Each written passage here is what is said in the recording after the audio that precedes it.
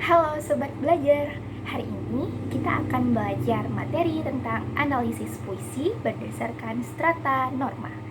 Sebelum itu, lapis puisi ini terdiri dari 5 lapis. Yang pertama yaitu lapis bunyi, kemudian ada lapis arti, lapis objek, lapis dunia, dan lapis metafisis.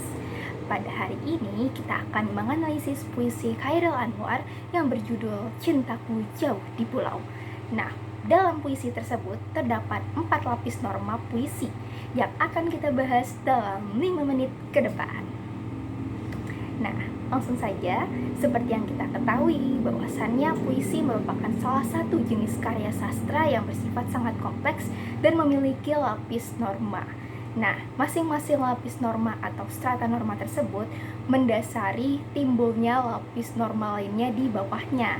Nah, pada puisi Chairil Anwar yang berjudul Cintaku Jauh di Pulau, kita akan analisis pada lapisan yang pertama, yaitu lapis bunyi. Nah, dalam lapis bunyi kita akan menemui istilah baru seperti asonansi dan aliterasi. Nah, asonansi ini merupakan pengulangan bunyi vokal yang terdapat dalam sebuah baris yang sama. Kemudian aliterasi merupakan pengulangan bunyi konsonan yang terdapat pada kata-kata yang berurutan. Nah, asonansi dan aliterasi ini dapat kita analisis pada baris kedua puisi yang berjudul Cintaku Jauh di Pulau. Nah, baris kedua tersebut berbunyi gadis manis sekarang iseng sendiri.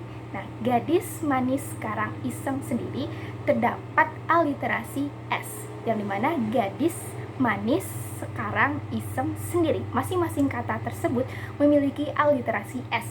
Kemudian asonansinya sendiri terdapat asonansi A dan I. Gadis manis sekarang itu terdapat asonansi A dan I. Kemudian iseng sendiri terdapat asonansi I.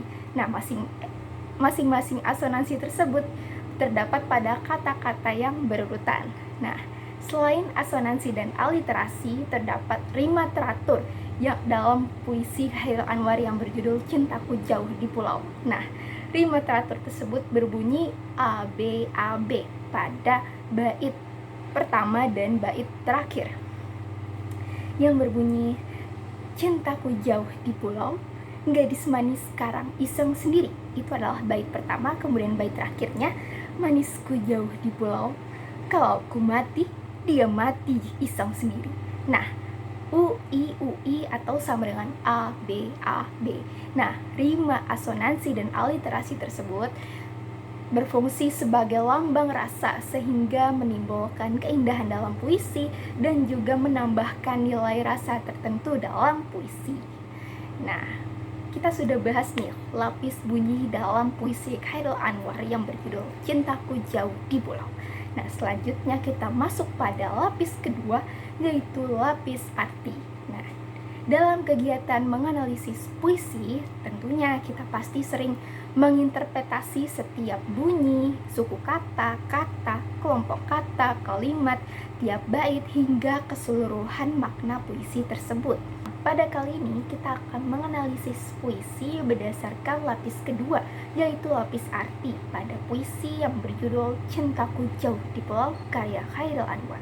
Nah, pada baris pertama bait pertama yang berbunyi Cintaku Jauh di Pulau, itu menandakan bahwa kekasih si tokoh aku ini sedang berada jauh dari tokoh si aku, atau ada jarak dengan tokoh si aku. Nah, kemudian baris kedua bait pertama yang berbunyi gadis manis sekarang iseng sendiri menandakan bahwa si gadis yang manis ini tengah bermain sendiri atau istilahnya iseng tanpa kehadiran si tokoh aku. Nah, dari makna-makna yang kita temukan per bait ini dapat kita simpulkan bahwa si kekasih ini sebagai perumpamaannya adalah cita-cita atau harapan yang suka dicapai oleh tokoh si aku. Kemudian walaupun tokoh aku ini telah berusaha, telah mengarungi lautan, namun sayang usahanya itu sia-sia karena ajal telah menjemputnya. Nah, dari lapis kedua yang telah kita temukan, maka mendasari timbulnya lapis ketiga, yaitu lapis yang berupa objek-objek yang dikemukakan, kemudian latar, pelaku, dunia pengarang, dan makna implisit. Nah, dalam puisi Khairil Anwar yang berjudul Cintaku Jauh di Pulau, ditemukan sejumlah objek yaitu gadis manis, cintaku, kemudian laut, perahu, angin, dan lain-lain. Kemudian untuk latarnya sendiri yaitu berada di malam hari di atas laut, malam hari yang cerah dan berangin. Kemudian untuk pelakunya ialah tokoh si aku. Nah, dari objek, latar, dan pelaku ini dapat menghasilkan dunia pengarah. Nah, kemudian untuk makna implisitnya sendiri yaitu makna yang tidak disampaikan namun dapat dipahami oleh manusia. Contohnya adalah gadis manis. Gadis manis ini dapat kita pahami bahwa ia adalah seseorang yang menari. Nah, kemudian yang terakhir yaitu lapis keempat, lapis metafisis, yaitu lapis perenungan. Nah, dalam puisi Khairil Anwar yang berjudul Cintaku Jauh di Pulau ini membuat kita merenungi suatu makna bahwa segala sesuatu yang kita upayakan, yang kita cita-citakan itu akan kalah akhirnya jika maut telah menjemput. Nah, itu tadi berupa penjelasan mengenai analisis puisi berdasarkan strata norma.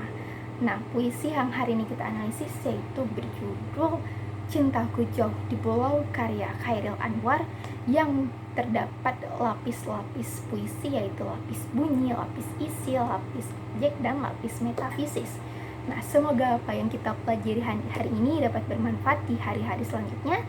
Saya Elvira Zahra Ramsi dengan NIM 23050760003 mengucapkan terima kasih. Wassalamualaikum warahmatullahi wabarakatuh.